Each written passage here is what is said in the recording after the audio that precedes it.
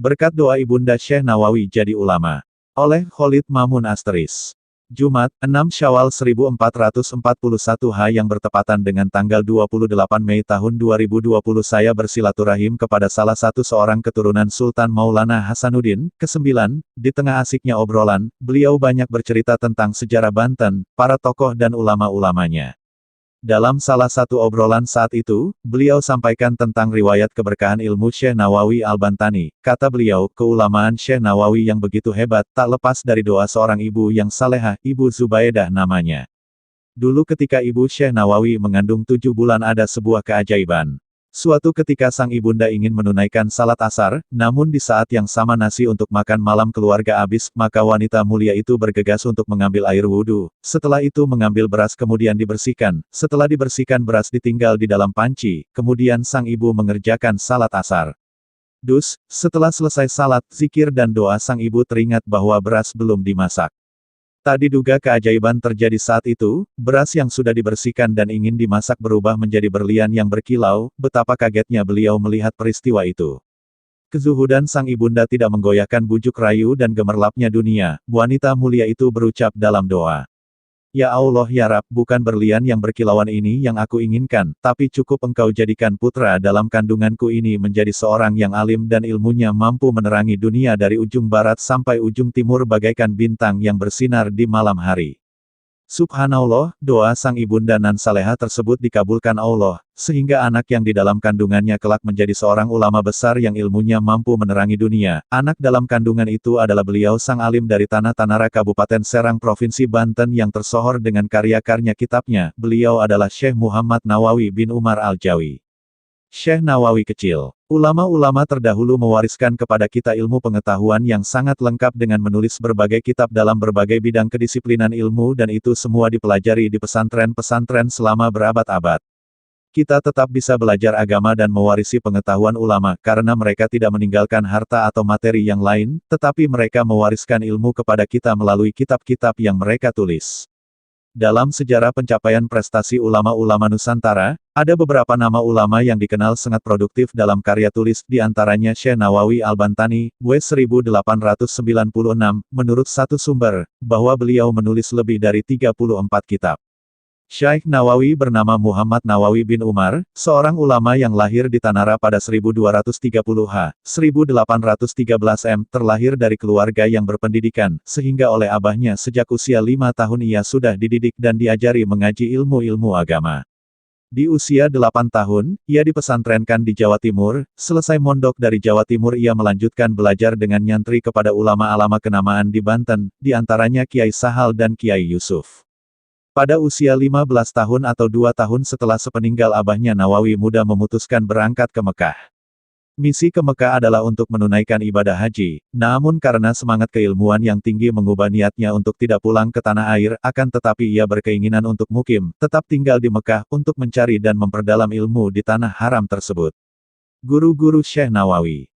Guru-guru Syekh Nawawi. Di antara masyayikh yang ia temui untuk dijadikan guru adalah Syekh Ahmad Zaini Dahlan, Syekh Ahmad Dimyati, Syekh Muhammad Hatib Hambali, Syekh Ahmad Nahrawi, Syekh Yusuf Sumublawini, Syekh Abdul Hamid Dakhastani, Syekh Ahmad Bima dan lain-lain.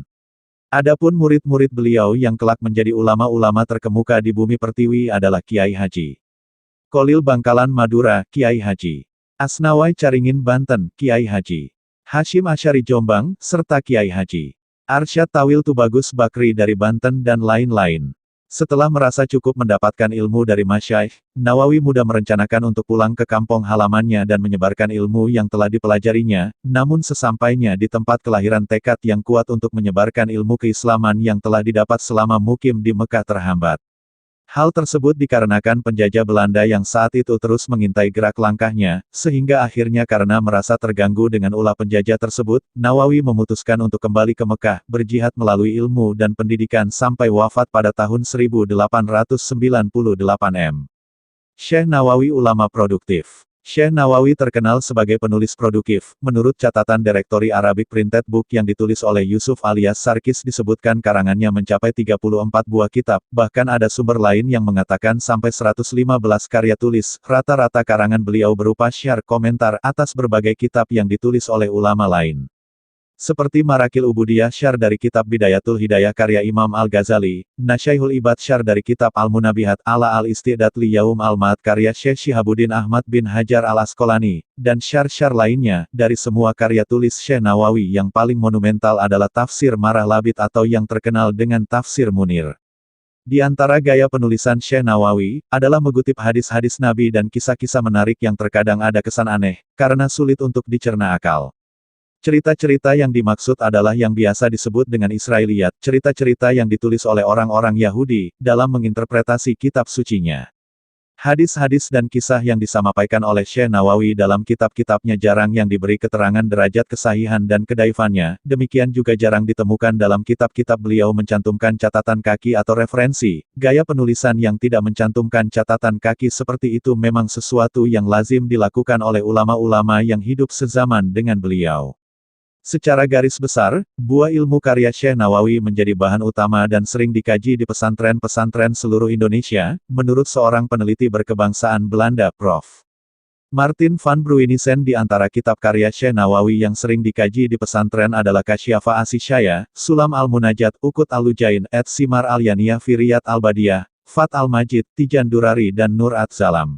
Kehadiran seorang ulama dari Tanah Banten dengan kitab-kitab hasil karyanya tersebut memberikan andil yang sangat besar bagi kaum muslimin Indonesia, khususnya masyarakat tradisional, pesantren, di Tanah Jawa. Inilah yang menjadi sebab mengapa sampai hari ini masyarakat pesantren sering diidentikan dengan kaum tradisional dan penghormatan mereka kepada Syekh Nawawi hingga saat ini masih sangat luar biasa, meskipun sudah ratusan tahun berlalu. Tak lain ini karena pengaruh dari goresan tinta beliau yang dituangkan dalam kitab-kitab hasil karyanya. Semoga tulisan yang sederhana ini mampu menghadirkan semangat dan motivasi kepada kita, terkhusus kepada kaum santri dan masyarakat pesantren serta warga Banten pada umumnya di era milenium yang serba canggih ini, yang terkadang banyak menyita waktu, karena sibuk dengan hal-hal yang sepele di media sosial. Semoga kita mampu menghasilkan karya tulis yang berkualitas sebagaimana apa yang telah dipersembahkan oleh Syekh Nawawi Al-Bantani sejak beberapa ratus tahun yang lalu. Amin wallahu alam bisawab.